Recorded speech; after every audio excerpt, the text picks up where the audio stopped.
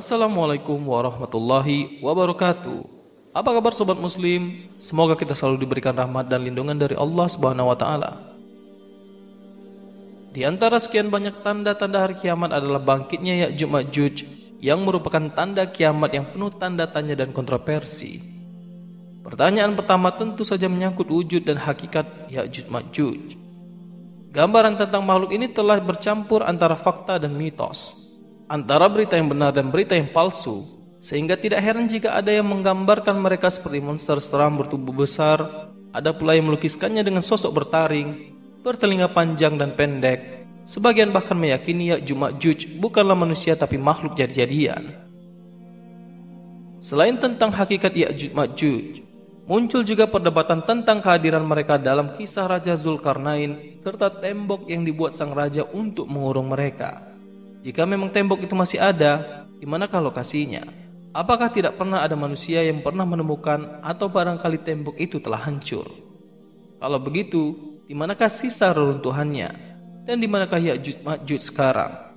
Atau jangan-jangan tembok yang disebut itu bukanlah dalam makna yang sebenarnya, tetapi sebuah tembok gaib yang menjadi tabir penghalang alam mereka dan alam manusia.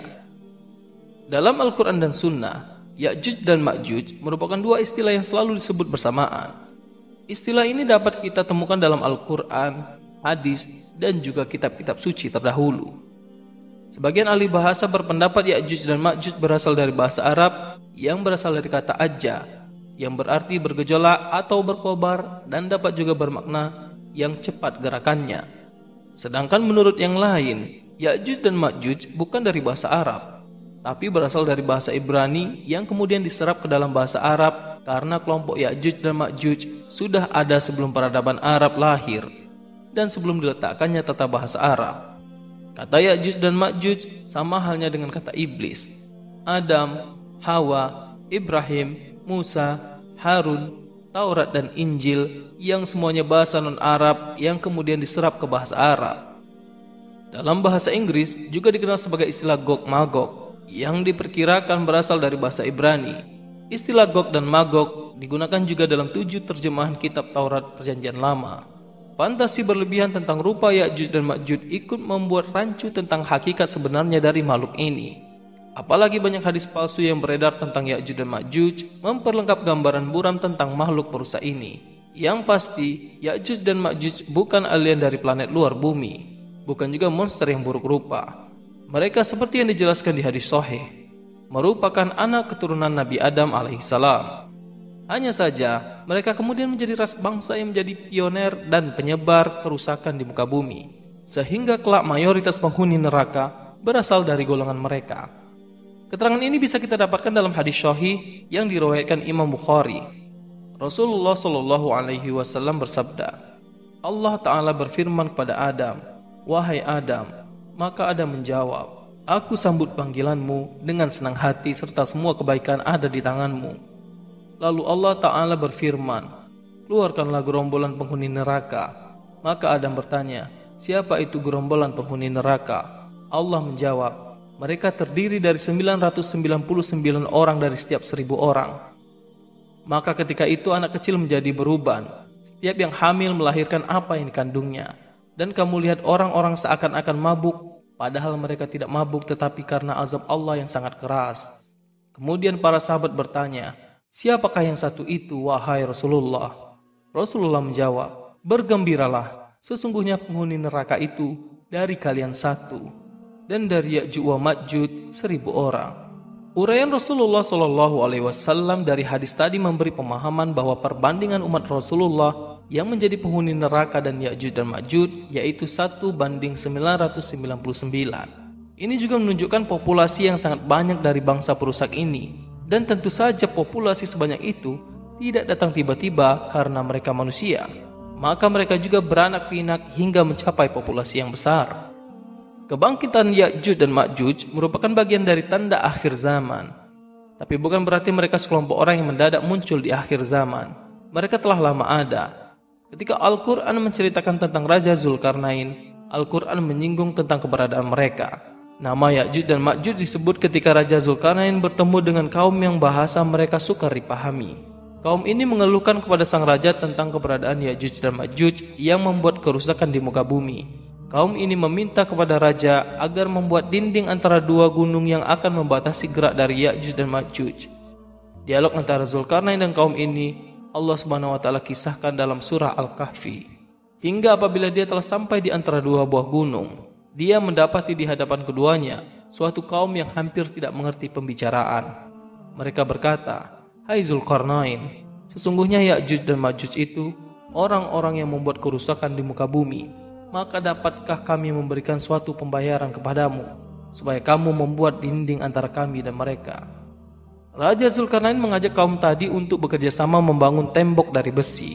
Tembok selesai dibangun dan Ya'juj Ma'juj terkurung di dalamnya.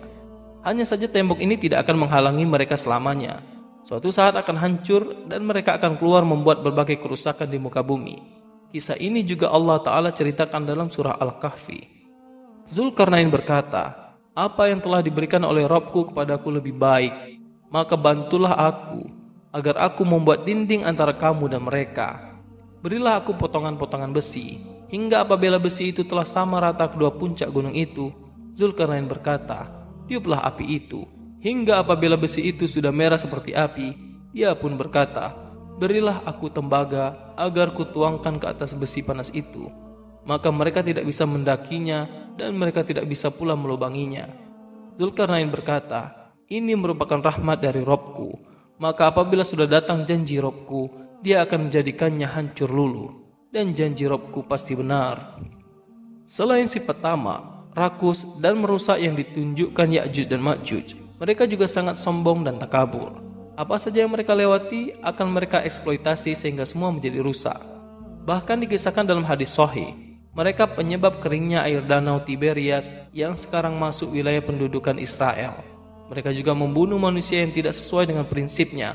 Bahkan tidak hanya itu, kesombongan mereka sampai pada menentang penduduk langit. Inilah kesombongan yang luar biasa dari Ya'juj wa Ma'juj. Kemudian mereka berjalan dan berakhir di Gunung Khumar, yaitu salah satu gunung di Baitul Maqdis. Kemudian mereka berkata, "Kita telah membantai penduduk bumi, mari kita membantai penduduk langit." Maka mereka melemparkan panah-panah dan tombak-tombak mereka ke langit. Maka Allah kembalikan panah dan tombak-tombak mereka dalam keadaan berlumuran darah. Mereka menyangka pencapaian mereka itu telah mengalahkan penduduk langit. Sama sekali tidak. Allah memberi mereka istiraj atau kemudahan berbuat dosa sehingga kelak akan Allah binasakan sekaligus. Lepasnya Ya'juj dan Ma'juj merupakan salah satu tanda semakin dekatnya hari kiamat. Dan ketika mereka menguasai dunia, tak ada yang sanggup menghentikan mereka, termasuk kaum muslimin yang bersama Nabi Isa alaihissalam. Untuk menghancurkan mereka, Allah mengirim sejenis ulat yang menyerang leher mereka, yang menyebabkan mereka binasa. Mayat-mayat berkelimpangan dan bau busuk menyengat. Untuk membersihkan itu semua, Allah SWT mengirim burung-burung yang membawa mayat-mayat itu dan mengirim hujan untuk membersihkannya. Keterangan dari Al-Quran dan hadis tidak menyebut dengan tegas tentang hakikat Ya'juj dan Ma'juj. Secara garis besar, Al-Quran dan hadis berbicara tentang lepasnya mereka menjelang kiamat, sehingga para ulama, ahli tafsir, dan sejarawan senantiasa berijtihad untuk memahami hakikat mereka dan kaitannya dengan realitas saat ini. Secara umum ada dua pendapat tentang Ya'juj dan Ma'juj. Pendapat pertama meyakini bahwa mereka masih terkurung dalam benteng yang dibuat oleh Raja Zulkarnain, dan kelak setelah Nabi Isa bangkit barulah mereka melepaskan diri. Sedangkan pendapat kedua meyakini Ya'juj dan Ma'juj telah lama lepas dari benteng yang mengurungnya, dan saat ini mereka ada di tengah-tengah kita, merusak segalanya tanpa kita sadari. Para ulama, ahli tafsir dan sejarawan yang mengatakan Ya'juj dan Ma'juj telah lepas juga berbeda pendapat tentang sosok Ya'juj dan Ma'juj ini.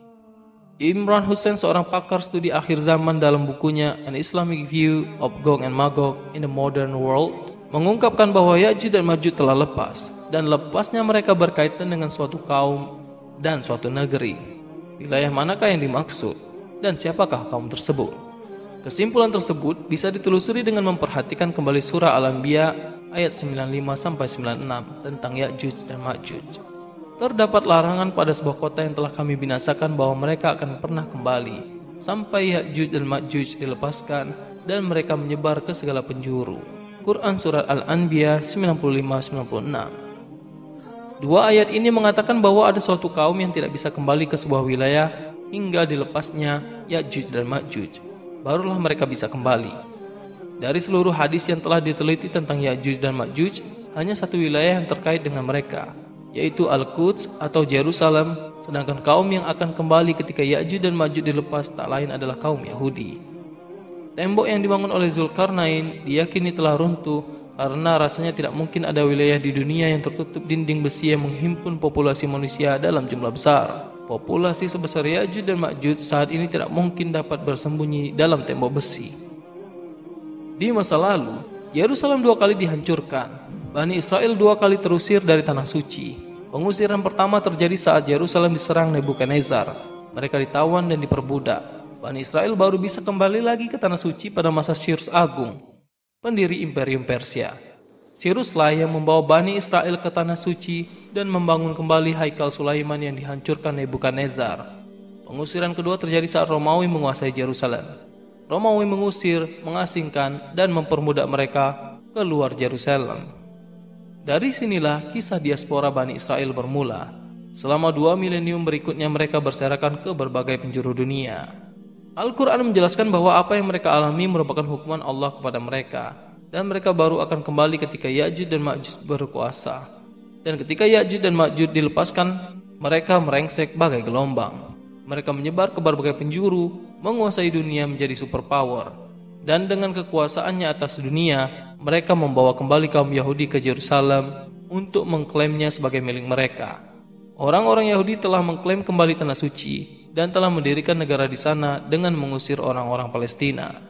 Maka Imran Hussein menyimpulkan bahwa bangsa yang membawa orang Yahudi ke Palestina itulah Ya'juj dan Ma'juj. Ia juga menambahkan bahwa sebagian besar orang Yahudi yang mendirikan negara Israel saat ini merupakan orang Eropa yang menyamar sebagai Yahudi atau Yahudi Askenazi.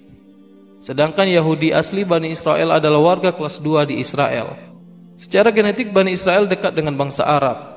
Sementara saat ini banyak Yahudi yang berkulit putih. Dari mana asal mereka? Informasi ini juga dikemukakan oleh ahli lain seperti sejarawan Prancis yaitu Ernest Renan dan Arthur Koestler, seorang jurnalis dan penulis asal Austria.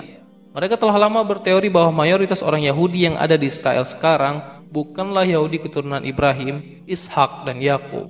Mereka aslinya adalah bangsa Khazar yang pernah mendirikan imperium di utara pegunungan Kaukasus. Mereka tadinya penganut pagan kemudian bertukar menjadi Yahudi. Bangsa Khazar inilah yang menyebar ke Eropa Timur, kemudian ke Eropa Barat. Sebagian dari mereka kemudian banyak yang hijrah ke Amerika.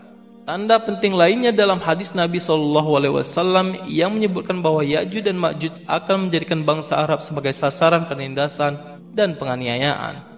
Dan inilah yang sedang terjadi saat ini, dan suatu saat Israel akan melancarkan perang besar untuk memperluas wilayahnya dari Sungai Nil ke Sungai Efrat. Wilayah-wilayah tersebut saat ini masih berada di tangan bangsa Arab. Saat ini tidak ada yang paling mengancam bangsa Arab selain Israel, terutama dengan senjata nuklirnya.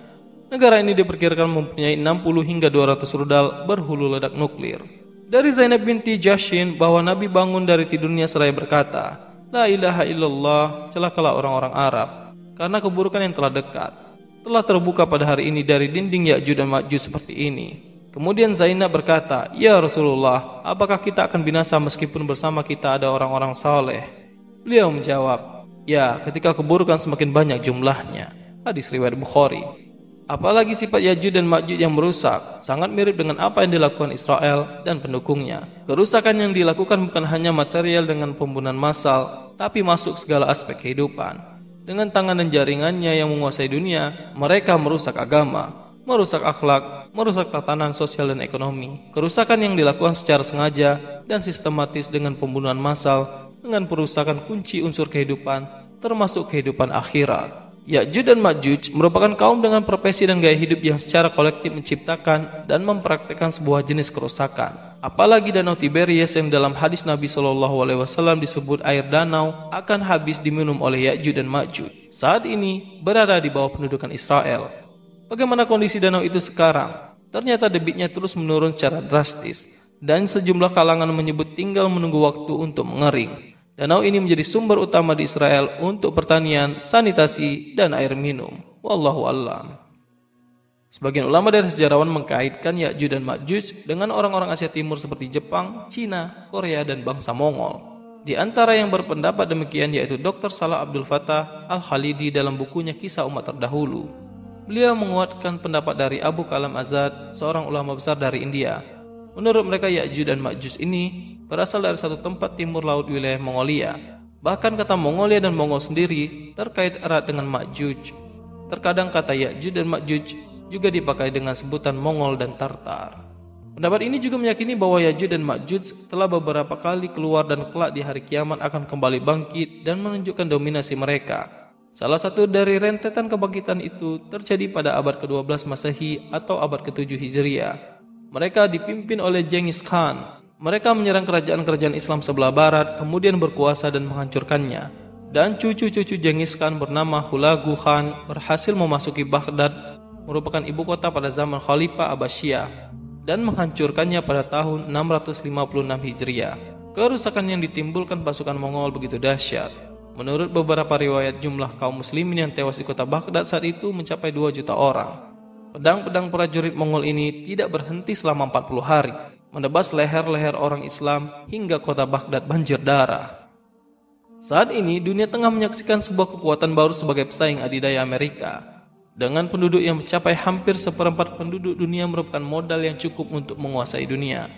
Bahkan bukan rahasia lagi jika perekonomian di beberapa negara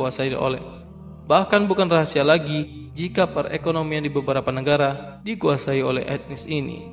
Memang belum jelas apa yang akan terjadi di masa depan. Dengan terus bertambahnya jumlah penduduk, bukan tidak mungkin mereka akan menguasai dunia.